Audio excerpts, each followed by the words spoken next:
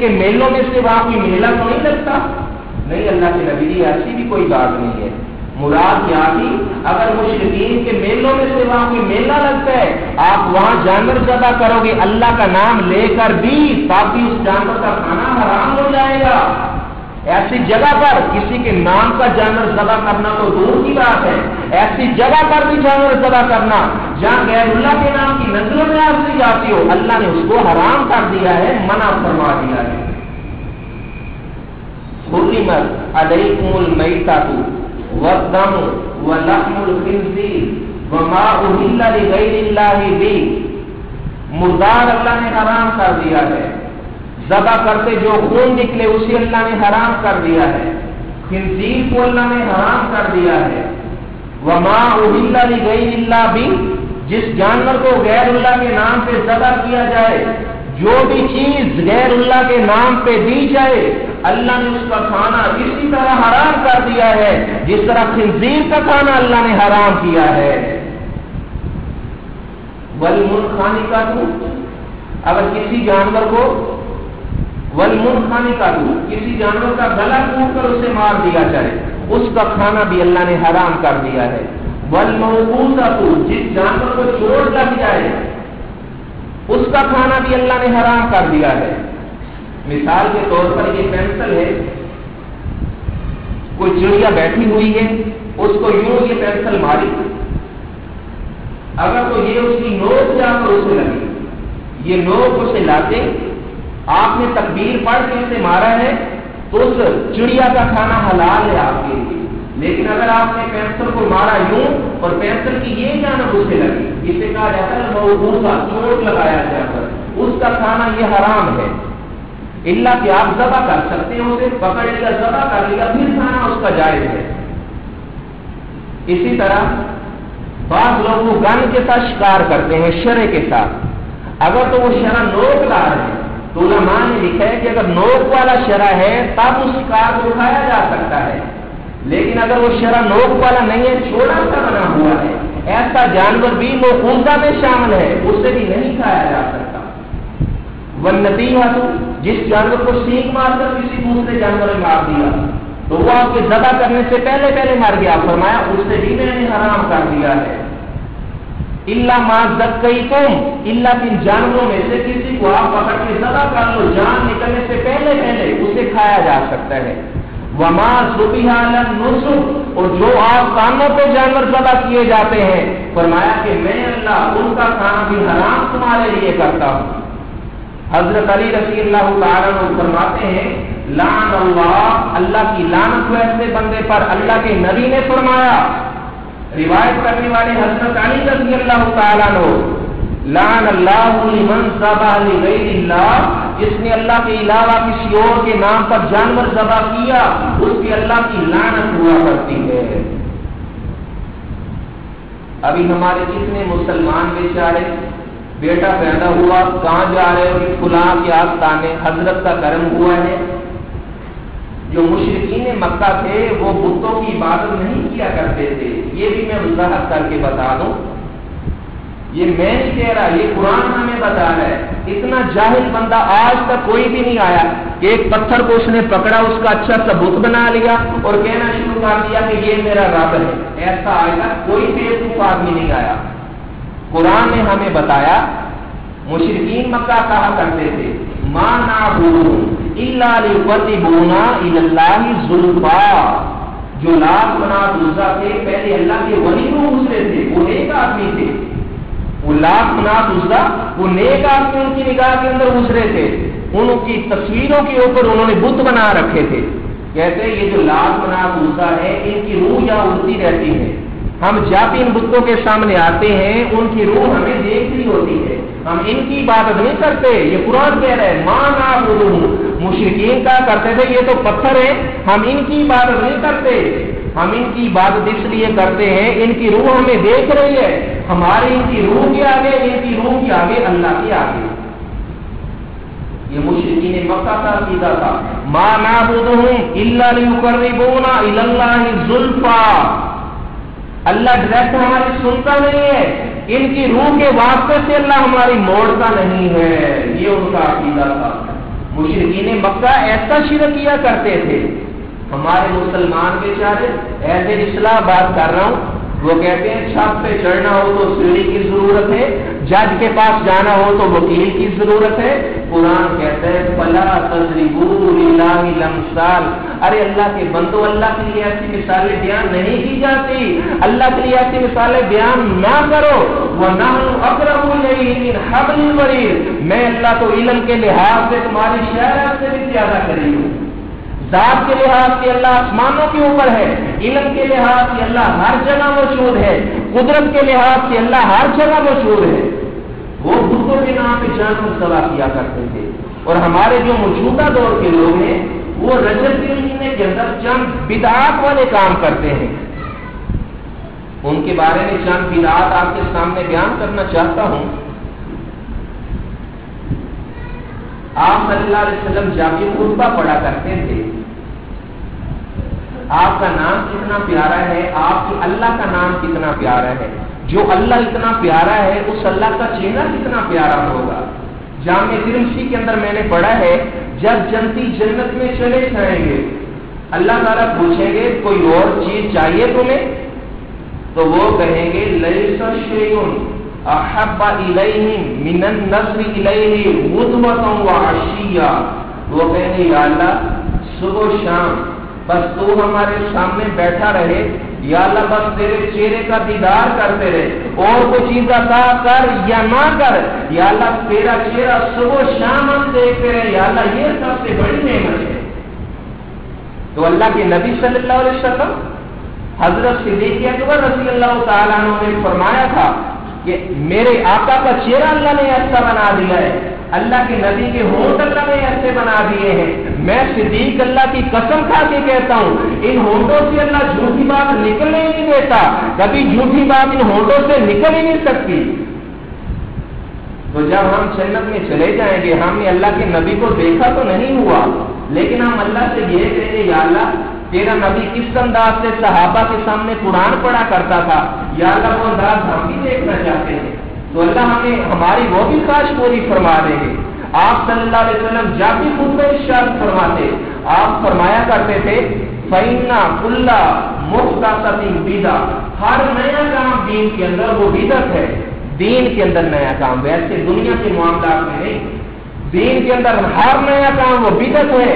वह कुल्लु बिदअतिन ज़लाला, हर बिदअत वो गुमराही हुआ करती है।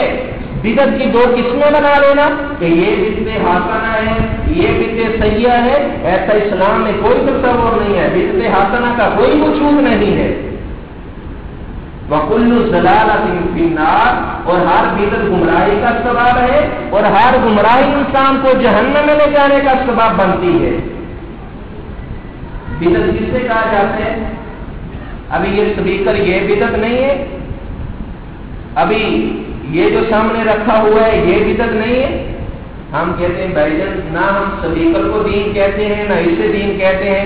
स्पीकर ना भी हो तब भी जुमा हो सकता है, ये ना भी हो तब भी जुमा हो सकता है, लेकिन ये कहना कि फलां काम जो आप करोगे उसके करने पे सवाब मिलता है, जब सवाब का लफ्ज बोलते हो तब वो बिदअत बनता है। आप सल्लल्लाहु अलैहि वसल्लम के जमाने के अंदर असबाब मौजूद थे, असबाब होने के बावजूद अल्लाह के नबी ने दीन में वो काम नहीं किया, हम वो काम करेंगे उसे बिदअत कहा जाएगा। तबरानी शरीफ की रिवायत भी सुन ले, आपने फरमाया कि बिदती बंदे से अल्लाह ने तौबा का दरवाजा वैसे ही बंद कर दिया है, क्योंकि जो आदमी गुनाह करता है वो उसे गुनाह समझ के करता है, बाद में तौबा कर लेता है, लेकिन बिदती आदमी वो तो बेचारा उसे स्वाब समझ के लगा हुआ है, ये स्वाब का काम है, ये स्वाब का काम है, कुल करना ये स्वाब का काम है, साता करना, पीजा करना, चालीसमा करना, अजान से पहले अस्सलातु वस्सलामु अलैका या रसूल अल्लाह पढ़ना, जश्न ईद मिलादुन नबी मनाना, जनाजा पढ़ने के फौरन बाद हाथ उठा के दुआ करना, कब्र के अंदर दफन करने के बाद 40 कदम पे आके दुआ करना, इसी तरह और भी बहुत से बिदअत वाले काम, कब्र पे अजान देना, जब 4 भाई को उठाना तो कहना कलमा शहादत, बाकी सबका अशहदु अल्ला इलाहा इल्लल्लाह पढ़ना, इसी तरह कब्र के ऊपर अजान देना, ये सारे काम बिदअत में शामिल हैं। अल्लाह के नबी ने कभी ऐसा काम नहीं किया یہ بدعت میں شامل ہے، سارے کے سارے بعد والے لوگوں نے ایجاد کیے۔ آپ نے فرمایا ہر دین کے اندر نیا کام وہ بدعت ہے۔ عائشہ رضی اللہ تعالی عنہا ہماری ماں فرماتی ہیں اللہ کے نبی صلی اللہ علیہ وسلم نے فرمایا من احدث فی امرنا ھذا ما لیس منہ فہو رد، جس آدمی نے ہمارے دین اسلام کے اندر کسی بھی نئی بات کو داخل کر دیا، نئے کام کو داخل کر دیا، اس چیز کو مردود سمجھا جائے گا، اس کا کوئی حیثیت نہیں ہوگی۔ نہ میں اللہ کا نبی اس بات پہ مہر لگاتا ہوں اور نہ ہی کسی میرے صحابی نے کام کیا، ایسی چیز کو بدعت کہا جائے گا۔ اور جو بھی بدعت ہوا کرتی ہے وہ قبیحہ ہوا کرتی ہے، مذمومہ ہوا کرتی ہے۔ بدعت کا اسلام کے اندر ایسا نیا کام ایجاد کر کے کہنا یہ تو بدعت حسنہ ہے، اس کا بھی اسلام میں کوئی تصور نہیں ہے۔ ابھی بعض لوگ رجب کے مہینے کے اندر ایک نماز پڑھتے ہیں، کہتے ہیں کہ یہ صلاۃ الرغائب ہے، اسے صلاۃ رغائب کا نام دیتے ہیں۔ اب یہ صلاۃ رغائب کیا چیز ہے؟ ایک جھوٹی حدیث بنا کر اللہ کے نبی کی طرح منسوخ کر دی۔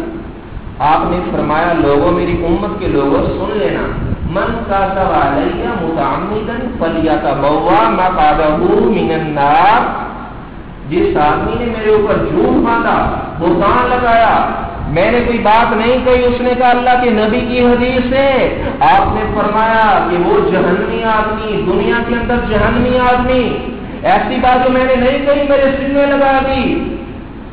اللہ نے فرمایا لولا کا لما خلقت الافلاکا، اے میرے محمد اگر تو نہ ہوتا تو میں نے دنیا کو نہیں بنانا تھا۔ کہاں یہ روایت ہے؟ کس جگہ پہ لکھی ہوئی؟ آپ کا نام سن کے انگوٹھے کو چھوڑنا شروع کر دینا، کہاں لکھا ہوا؟ اللہ کے نبی نے تو نہیں بتایا، اپنی طرف سے یہ سارے کام کرنا شروع کر دیے۔ صلاۃ رغائب کے نام سے نماز پڑھنا، یہ کون سی نماز ہے؟ یہ جھوٹی حدیث بنا کر منسوخ کی۔ اللہ کے نبی صلی اللہ علیہ وسلم نے فرمایا رجب شہر اللہ، رجب اللہ کا مہینہ ہے، وشعبان شہری، شعبان میرا مہینہ ہے، ورمضان شہر امتی، رمضان میری امت کا مہینہ ہے۔ جس آدمی نے رجب کے پہلے اشرے کے اندر جمعرات والے دن روزہ رکھا، جب جمعے کی رات آئی تو اس نے مغرب عشاء کے درمیان 12 رکعتیں پڑھی، دو کر کے سورۃ فاتحہ پڑھی، سورۃ فاتحہ کے بعد 3 مرتبہ اس نے سورہ قدر کو پڑھا، انا انزلناہ فی لیلۃ القدر، اس کے بعد 3 مرتبہ سورہ اخلاص کو پڑھا۔ اس طرح اس نے 12 رکعتیں پڑھی، سلام پھیرا، 70 بار اس پر درود پڑھا۔ سلام پھیرنے کے بعد سبوح قدوس رب الملائکۃ والروح یہ پڑھا، اللہ اس کی زندگی کے سارے گناہ معاف کر دیتے ہیں۔ یہ تو آپ نے ارشاد فرمایا ہی نہیں، یہ کہاں لکھا ہوا ہے؟ کہتے ہیں ابن جوزی نے لکھا ہے کہاں؟ الموضوعات کے اندر، الموضوعات کے اندر، موضوعات کا معنی ایسی کتاب جس کے اندر ساری موضوعات من کر حدیثیں جمع کر کے بتا دیا کہ یہ اللہ کے نبی کی حدیثیں نہیں ہیں، یہ جھوٹ ہے۔ ابھی ایسا کوئی عالم آدمی ہو کہ اس کا حوالہ کیا کتاب الموضوعات کا حوالہ ہے تو وہ جاہل آدمی ہوگا، اس بیچارے کو یہ بھی نہیں پتا ہے کہ الموضوعات جو حدیث سے گڑھ لی گئی اللہ کے نبی کے ذمہ لگا دی گئی، حالانکہ آپ نے وہ ارشاد نہیں فرمایا۔ بعض لوگ وہ رجب کے مہینے کے اندر کثرت سے روزے رکھتے ہیں، آپ نے کوئی ایسی حدیث ارشاد نہیں فرمائی جس سے رجب کے مہینے کے اندر روزے رکھنے کی فضیلت ثابت ہوتی ہو۔ یہ حدیث بنائی، آپ نے فرمایا جس نے رجب کے مہینے کے اندر ایک روزہ رکھا غفر اللہ لہ یا کاتب اللہ لہ ثواب الف شہر الف سنۃ، 1000 سال کے، جس نے رجب کے ایک دن روزہ رکھا اس کو 1000 سال کے روزوں کا ثواب ملتا ہے۔ جس نے رجب کے مہینے میں 2 روزے رکھے، 3 روزے رکھے، 3000 سال کی عبادت کا ثواب ملتا ہے۔ ابھی اللہ کے نبی نے نہیں فرمایا؟ اتنے لوگ ہیں بیچارے رجب کے مہینے میں روزے رکھتے پھرتے ہیں، پھر جب رجب کی 27ویں تاریخ آتی ہے لوگ کثرت سے عبادت کرتے ہیں، اگلے دن کا روزہ بھی رکھتے ہیں۔ پوچھا جاتا ہے تو وہ کہتے ہیں کہ 27 رجب کو اللہ کے نبی صلی اللہ علیہ وسلم معراج پہ گئے تھے، اس وجہ سے ہم 27 والی رات کو زیادہ عبادت کرتے ہیں، اگلے دن روزہ رکھتے ہیں۔ آپ صلی اللہ علیہ وسلم کے رجب کے جانے کے بارے میں 10 اقوال حافظ ابن حجر اسقلانی رحمہ اللہ نے نقل کیے ہیں۔ یہ تو کنفرم بات ہے ہی نہیں کہ آپ صلی اللہ علیہ وسلم 27 رجب کو معراج پہ گئے ہیں۔ انہوں نے کہا ہے کہ آپ صلی اللہ علیہ وسلم ہجرت کرنے سے 1 سال قبل ربیع الاول کے مہینے کے اندر اللہ کے نبی صلی اللہ علیہ وسلم نے معراج کیا ہے۔ اس کے بارے میں 10 قول ہیں۔ اسی طرح قاضی سلیمان منصور پوری رحمہ اللہ نے ایک قول 27 رجب کا بھی پیش کیا ہے، لیکن اس کو انہوں نے کہا کہ یہ 27 رجب والا قول درست نہیں ہے۔ اللہ کے نبی صلی اللہ علیہ وسلم کو ربیع الاول کے مہینے کے اندر معراج ہوا ہے۔ تو یہ کہنا کہ اس لیے ہم عبادت کرتی آپ معراج پہ گئے ہیں اگلے دن روزہ رکھنا، آپ نے تو نہ ایسے روزے کی رغبت دلائی ہے، نہ اس رات کی عبادت کے بارے میں آپ نے رغبت دلائی ہے۔ چوتھی بدعت والا کام جو رجب کے مہینے میں کیا جاتا ہے، 22 رجب جب آتی ہے تو لوگ کہتے ہیں آج ہم کونڈے تقسیم کرنے لگے ہیں، جعفر صادق کے نام کے کونڈے، یہ ہم کونڈے تقسیم کرنے لگے ہیں، جعفر صادق کے نام کے یہ کونڈے ہیں۔ ہندوستان کے ایک آدمی تھا، اس نے کہا کہ جعفر صادق علیہ السلام نے فرمایا، پہلی بات تو یہ کہ علیہ السلام یہ تو نبیوں کے آگے لگتا ہے، یہاں ہمارے اشتہاروں کے اوپر لکھا ہوتا ہے ابو طالب علیہ السلام۔ اللہ کے نبی صلی اللہ علیہ وسلم نے فرمایا میرے چچا ابو طالب کو اللہ نے آگ کے اندر ایک جوتا پہنا دیا ہے، وہ جہنم کے اندر ہے، اس کا دماغ یوں والے کھاتا ہے جس طرح ہنڈیوں والے کھاتی ہے۔ صحیح مسلم کی حدیث ہے۔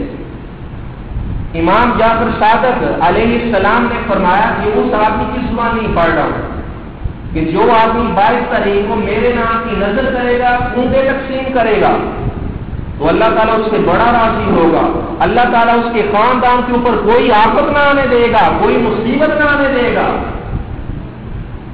حقیقت کے اندر جو 22 رجب ہے، اس دن مومنوں کے ماموں آپ صلی اللہ علیہ وسلم کے برادر اللہ امین معاویہ رضی اللہ تعالیٰ عنہ کی وفات کا دن ہے۔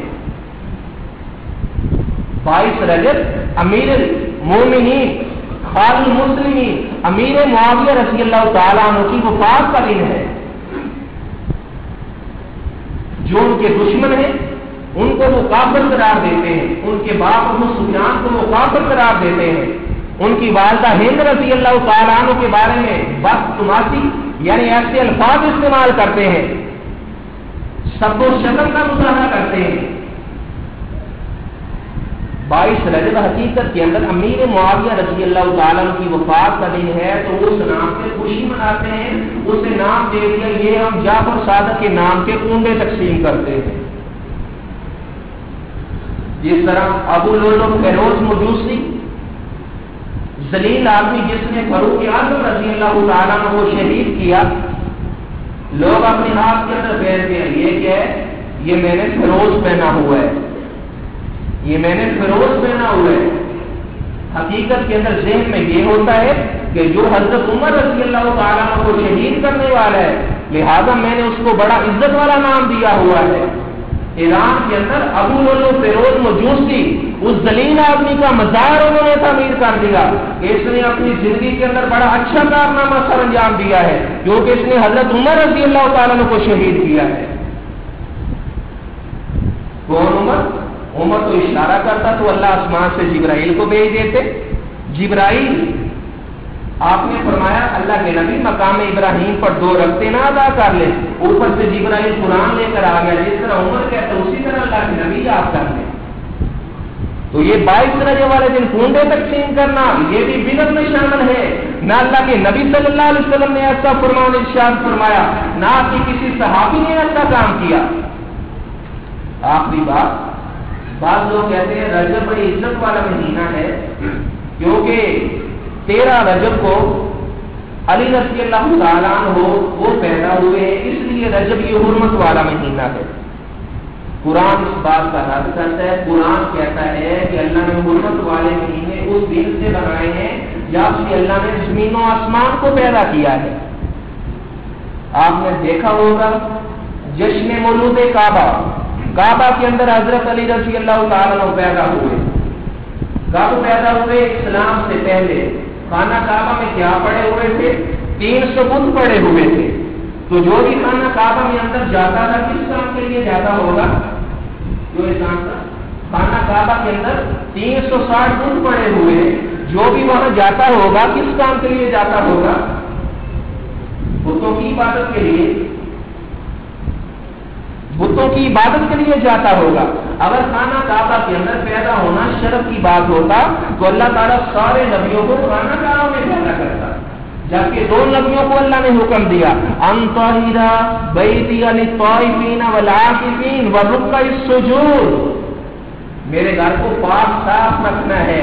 اے ابراہیم تو نے بھی، اے اسماعیل ابراہیم کے بیٹے تو نے بھی میرے گھر کو پاک صاف رکھنا ہے. جب ولادت کا وقت ہوتا ہے تو ناپسندیدہ خون بھی وہاں گرتا ہے. تو یہ کہنا کچھ تو عقل کی بات کرنی چاہیے. جی اللہ نے حضرت علی رضی اللہ تعالیٰ کو اپنے گھر میں بیچا، اس کی دلیل کیا ہے؟ کہتے ہیں مستدرک حاکم کی روایت ہے، اس میں لکھا ہوا ہے، مستدرک حاکم کے اندر لکھا ہوا ہے کہ علی رضی اللہ تعالیٰ خانہ کعبہ میں پیدا ہوئے. جب اسلام آ گیا تو علی رضی اللہ تعالیٰ عنہ نے آپ صلی اللہ علیہ وسلم کی بیٹی فاطمہ رضی اللہ تعالیٰ عنہ کو کیوں نہیں کہہ دیا کہ آپ ہی خانہ کعبہ میں چلی جاؤ؟ چلو حسن رضی اللہ تعالیٰ عنہ، حسین رضی اللہ تعالیٰ عنہ وہ خانہ کعبہ میں پیدا ہوں گے، یہ شرف والی بات ہے. ایسا انہوں نے کیوں نہ کیا؟ یہ میں ایک لوجیکلی بات کر رہا ہوں، ایسا انہوں نے کیوں نہ کیا؟ یہ مستدرک حاکم میں لکھا ہوا ہے، اس کی سند ذرا پڑھ کے سناؤ. اس کی سند تو نہیں ہے، بس ویسے یہ قول لکھا ہوا ہے کہ علی رضی اللہ تعالیٰ عنہ خانہ کعبہ میں پیدا ہوئے. اتنے 100 سال کے بعد آنے والا بندہ یہ لکھ رہا ہے، کوئی سند کا ذکر نہیں کر رہا ہے. ابھی مثال کے طور پر میں کہنا شروع کر دوں، قائد اعظم نے یوں فرمایا، میں نے تو قائد اعظم کو دیکھا ہی نہیں ہوا. اگر تو یہ میں کہوں کہ میں نے ان سے سنا، انہوں نے اس سے سنا، سند ساری بیان کی جائے. علماء نے لکھا ہے جو بات بغیر سند کے ہوا کرتی ہے وہ بات مردود ہوا کرتی ہے، اس بات کی کوئی حقیقت نہیں ہوا کرتی. آپ مسلمانوں کے خلیفوں نے بڑا ظلم کیا ہے. ہمارا امام علی رضی اللہ تعالیٰ عنہ وہ خانہ کعبہ میں پیدا ہوئے، خلافت میں نمبر ان کا پہلا بنتا تھا، آپ نے نمبر چناب اٹھا کے وہ صدیق اکبر کو دے دیا. ہم نے کہا ہم نے نہیں دیا، یہ تو اللہ نے دیا ہے. قرآن میں باقی کسی نے صحابی کہا، لیکن صدیق اکبر کو اللہ نے صحابی کہا. آخری بات کہ حضرت علی رضی اللہ تعالیٰ عنہ وہ اپنی زندگی کے اندر ہی صدیق اکبر رضی اللہ تعالیٰ عنہ کو اپنا امام مان چکے تھے. آپ صلی اللہ علیہ وسلم نے جب سورۃ توبہ نازل ہوئی، صدیق اکبر رضی اللہ تعالیٰ عنہ کو بھیجا آپ نے کہ آپ جا کر 4 باتوں کا اعلان کرو. آج کے بعد کوئی مشرک خانہ کعبہ میں داخل نہ ہو سکے گا. آج کے بعد کوئی مشرک آدمی خانہ کعبہ کا ننگا طواف نہ کرے گا. جس سے ہم نے وعدہ کیا ہوا ہے اس کے وعدے کو پورا کیا جائے گا اور نیا کوئی اس سے وعدہ نہیں کیا جائے گا. یہ اعلان کرنے کے لیے آپ نے صدیق اکبر رضی اللہ تعالیٰ عنہ کو بھیجا. جب وہ چلے گئے پیچھے سے آپ نے علی رضی اللہ تعالیٰ عنہ کو بلایا. ان کا مقام بہت زیادہ ہے، علی رضی اللہ تعالیٰ کا مقام بہت زیادہ ہے. آپ اپنے بچوں کا نام علی رضی اللہ تعالیٰ عنہ کے نام سے رکھا کریں، ان کا تو بڑا مقام اللہ کے نبی نے بیان کیا. لیکن ایسی موضوعاً گڑھ روایات کو بیان کر کے نسبت کر کے کہنا یہ حرام ہے. آپ صلی اللہ علیہ وسلم نے حضرت علی رضی اللہ تعالیٰ عنہ کو بلایا. آپ نے فرمایا کہ علی آپ صدیق اکبر کے پیچھے چلے جاؤ، ان 4 باتوں کا اعلان جا کے آپ نے کرنا ہے. علی رضی اللہ تعالیٰ عنہ پہنچے، یا ابا بکر، اے ابو بکر رضی اللہ تعالیٰ عنہ، اللہ کے نبی کی تحریر مجھے دے دو، وہ 4 باتوں کا اعلان میں کروں گا. آپ نے فرمایا علی سن لے، امیر ابو بکر ہی رہے گا، تو نے صرف اعلان کرنا ہے. گویا کہ اللہ کے نبی صلی اللہ علیہ وسلم علی رضی اللہ تعالیٰ عنہ کو یہ بات سمجھا رہے تھے، علی تو میری زندگی کے اندر ہی ابو بکر کے پیچھے نمازیں پڑھ کے، کیونکہ امیر تو میں نے اسے ہی بنایا ہے، ابو بکر کے پیچھے نمازیں پڑھ کے میں محمد کی زندگی کے اندر ہی ابو بکر کو اپنا امام مان لے، کیونکہ میرے چلے جانے کے بعد بھی اگر خلیفہ پہلا بنے گا تو صدیق اکبر ہی بنے گا. اس وجہ سے آپ صلی اللہ علیہ وسلم نے حضرت علی کو پیچھے روانہ کیا. وآخر دعوانا الحمدللہ رب العالمین.